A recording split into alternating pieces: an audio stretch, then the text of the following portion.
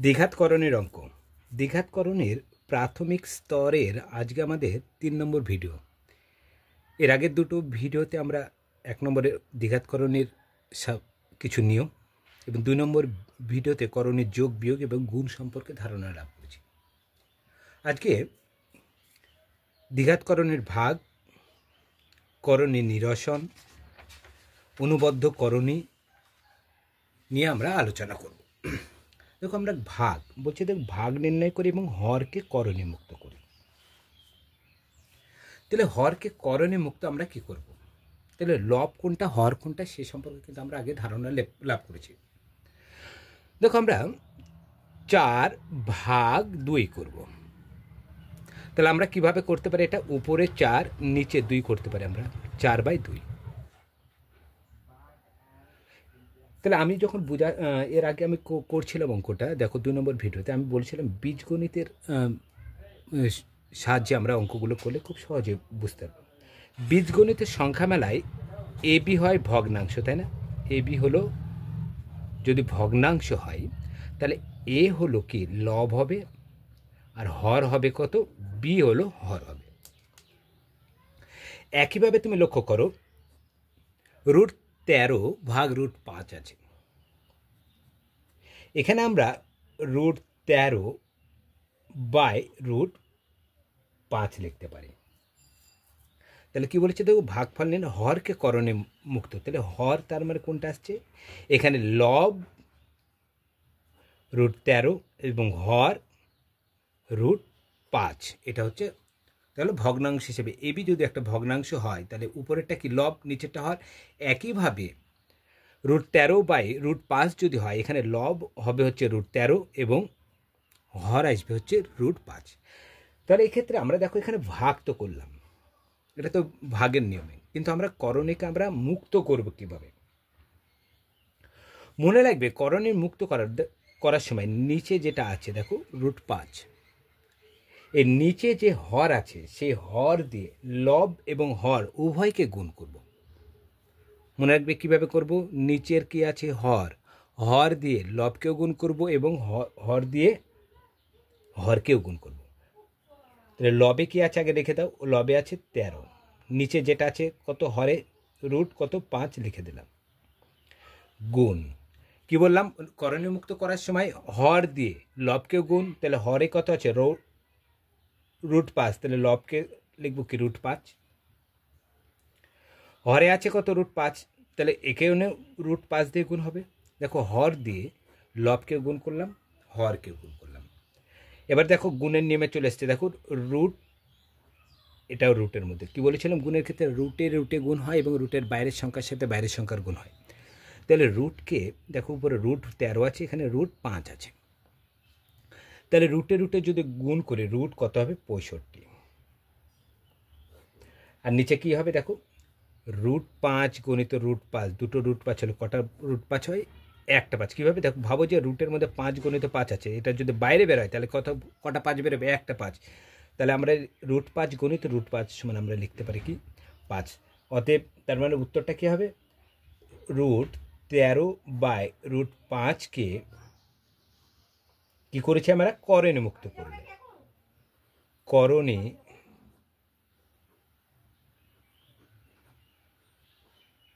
মুক্ত করলে পাবো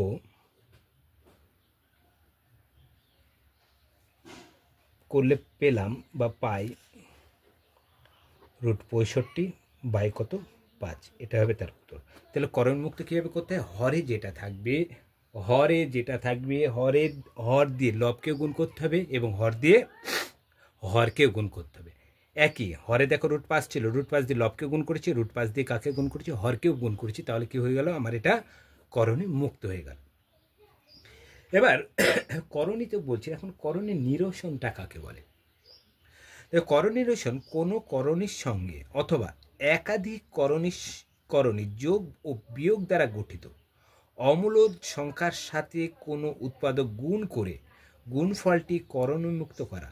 তাহলে অমূলদ সংখ্যার সাথে কোনো উৎপাদক গুণ করে কী করতে হবে? করণমুক্ত করা, অর্থাৎ একটা মূলদ সংখ্যা পাওয়ার প্রক্রিয়াকে। তাহলে কী হবে? দেখো, এখানে বোঝা যাচ্ছে কোনো করণীর সঙ্গে একাধিক করণীর যোগ বা বিয়োগ। একটা করণী থাকতে পারে, তার সাথে একাধিক করণী কী করতে পারি, যোগ করতে পারি অথবা বিয়োগ করতে পারি। বিয়োগ দ্বারা গঠিত অমূলদ সংখ্যা, যেটা অমূলদ সংখ্যা থাকবে তার উৎপাদকগুলি গুণ করে করণীমুক্ত করে একটা কী পাবো, একটা মূলদ সংখ্যা পাওয়ার প্রক্রিয়াকে বলা হয় করণী নিরসন প্রক্রিয়া। তাহলে এখানে √5 একটা যদি আমরা ধরি √5 এর করণী নিরসন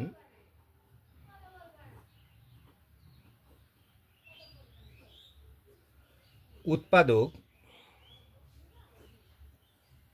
√5ই হবে। কেন? দেখো এখানে লক্ষ্য করো, এখানে দেখো √5কে যদি করণে যখন মুক্ত করেছিলাম, √5কে কি √5 দিয়ে গুণ করেছিলাম, তাহলে করণে মুক্ত করার সময় দেখো হরে যেটা ছিল, হরে ছিল √5, √5কে কী করেছিলাম আমরা করণে মুক্ত করার জন্য কি √5কে √5 দিয়ে গুণ করেছিলাম। তার মানে √5 এর করণী নিরসন উৎপাদক কী হতে পারে, √5 হতে পারে।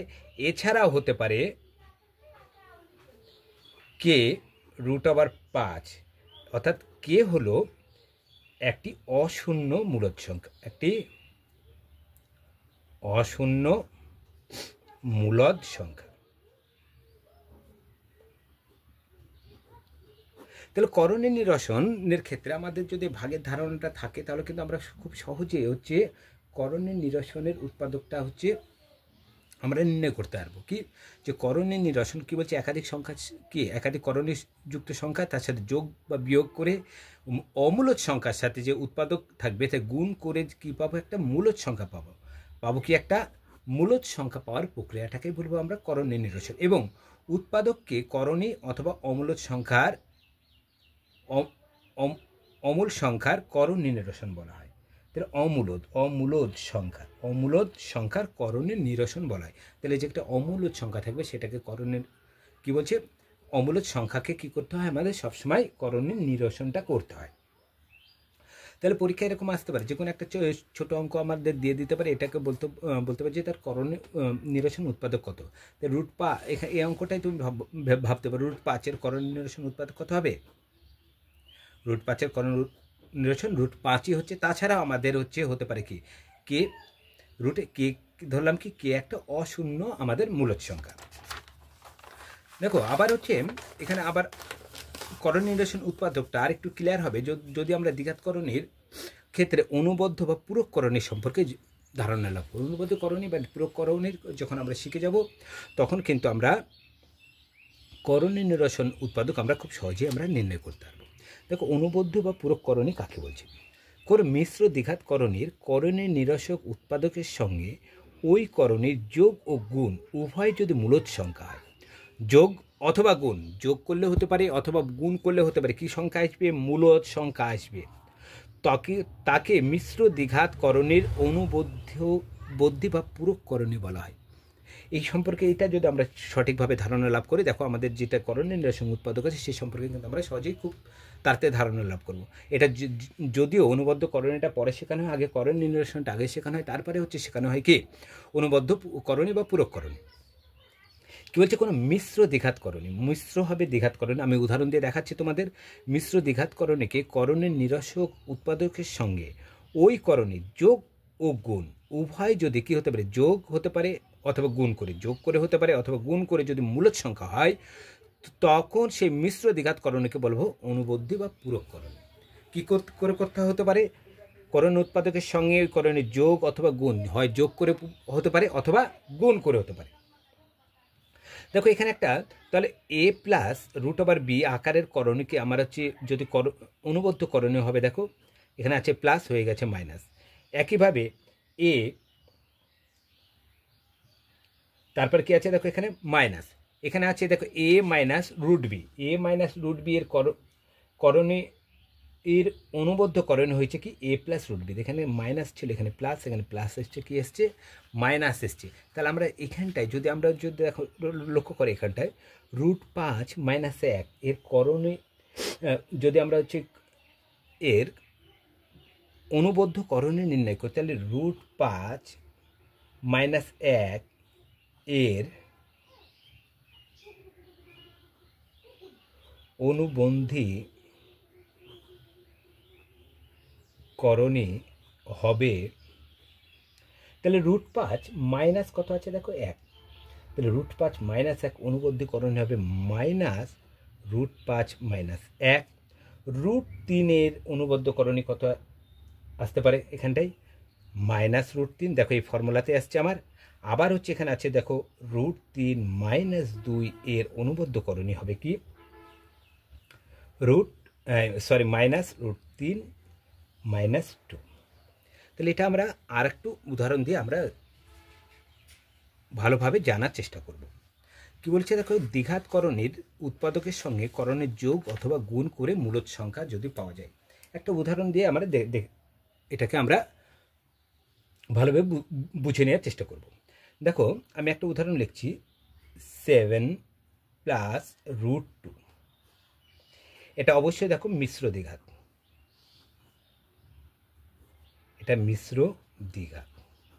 দেখো এখান থেকে তোমরা যাদের হচ্ছে কনফিউজ আছে তারা এখান থেকে আমাদের হচ্ছে অনুবদ্ধকরণের সম্পর্কে পুরো ধারণা লাভ, মিশ্র দ্বিঘাতকরণ। তাহলে এর অনুবদ্ধকরণে হবে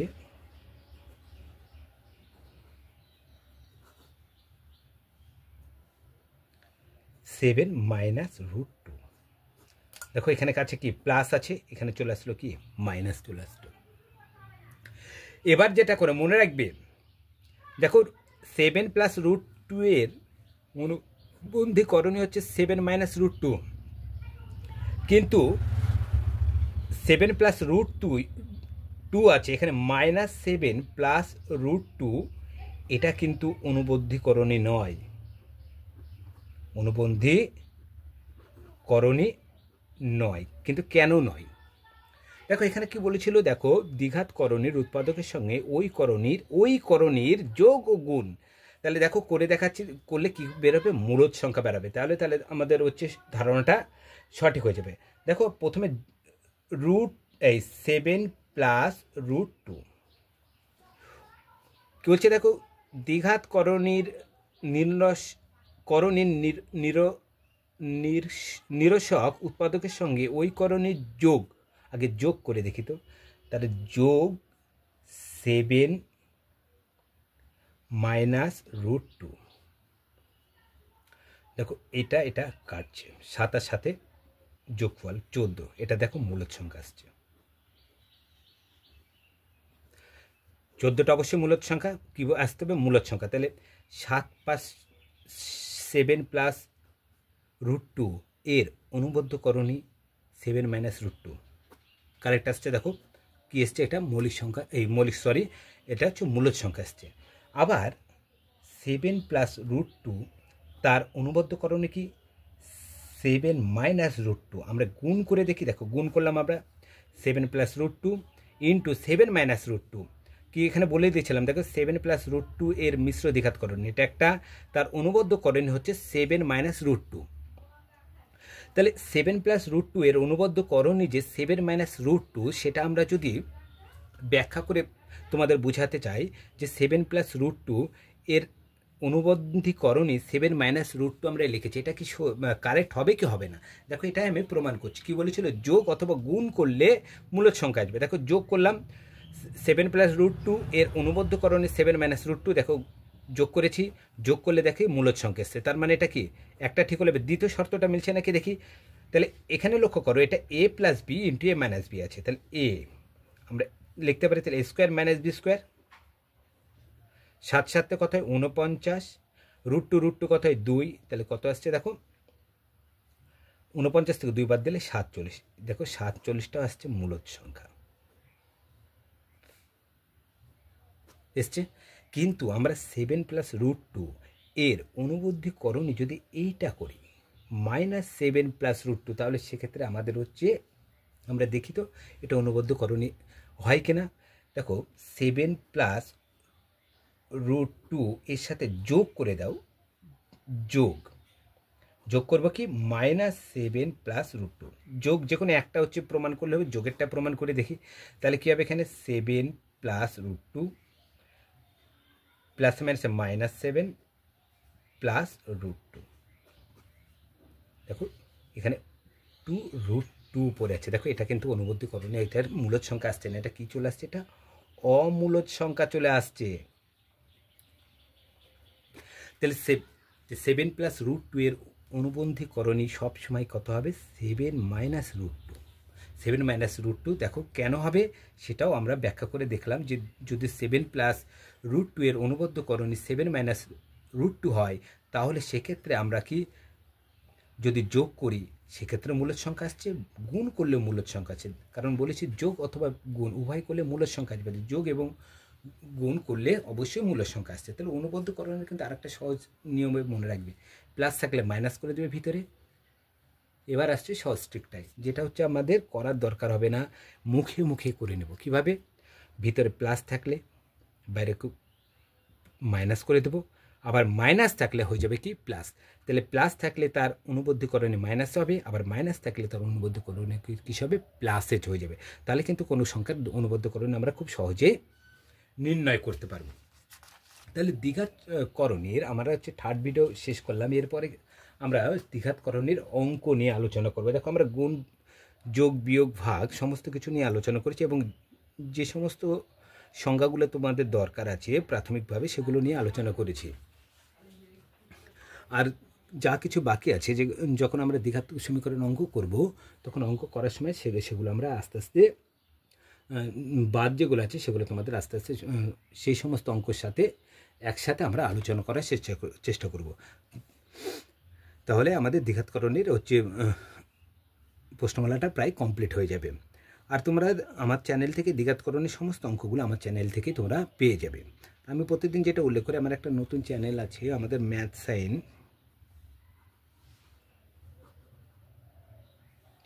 বিভিন্ন কম্পিটিশন পরীক্ষার অঙ্ক আমি দুপুর 12টার সময় দিয়ে থাকি।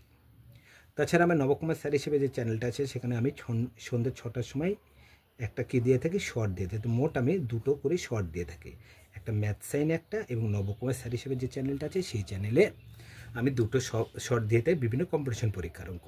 এবং ম্যাথ সাইনের লিঙ্ক তোমরা পেয়ে যাবে, নবকুমার স্যার হিসেবে যে চ্যানেলটা আছে তার ডিসক্রিপশন বক্সে ম্যাথ সাইনের লিঙ্কটা পেয়ে যাবে। তোমাদের যদি আমার এই ভিডিওটা ভালো লেগে থাকে তাহলে লাইক, কমেন্ট, শেয়ার, সাবস্ক্রাইব করবে। আজ এই পর্যন্ত, পরের ভিডিওতে আবার দেখা হবে।